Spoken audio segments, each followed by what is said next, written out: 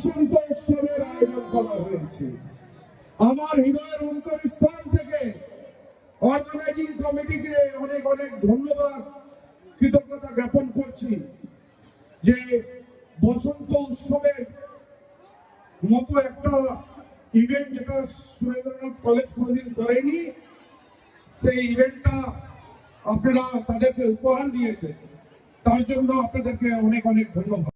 Sir, আজকে প্রথমবারের জন্য বসন্ত মহাবিদ্যালয়ে কেমন লাগছে? একটা ঐতিহাসিক ঘটনা বলতে পারেন। আমাদের কলেজে 40 বছর আসতে চলেছে, তারই আর কি একটা প্রাক বর্ষ বলতে পারেন।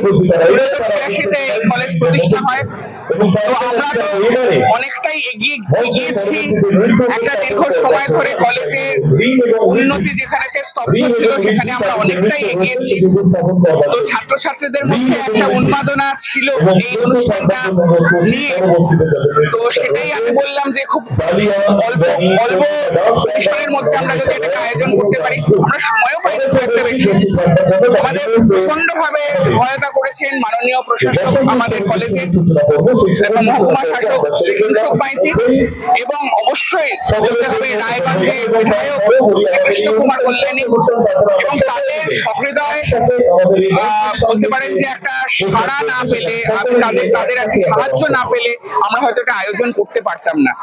এবং আমাদের ছাত্রছাত্রীরা তারা খুব সুন্দরভাবে এগিয়েছে। আমাদের ছাত্রদের মধ্যে যারা আর কি রিন্টু দাস বলুন বা ধরুন বহিরাগত রন্তু দাস, আমাদের কলেজের যারা আগে পুরনো ছাত্র শেখর মন্ডল, অমিত শর্মা, এদের সকলের একটা বলতে পারেন যে মানে সমবেত প্রচেষ্টার এটা ফল। এবং আমাদের অবশ্যই আমাদের আইকিউএসসি কোঅর্ডিনেটর অভিনন্দন দাসের কথা এখানে বলতে হবে। সকলের সহযোগিতায় আমরা অনুষ্ঠানটা করতে পেরেছি। আপনি আসার পর থেকে একের পর এক প্রশাসনিক হোক, একাডেমিক হোক, বিভিন্ন কর্মকাণ্ড এই যাত্রা।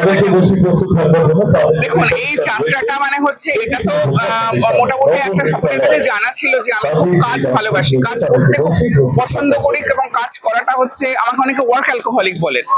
তো আমি সেটা এই কলেজেতে ঢুকে দেখেছিলাম যে বেশ কিছু সম্ভাবনা রয়েছে।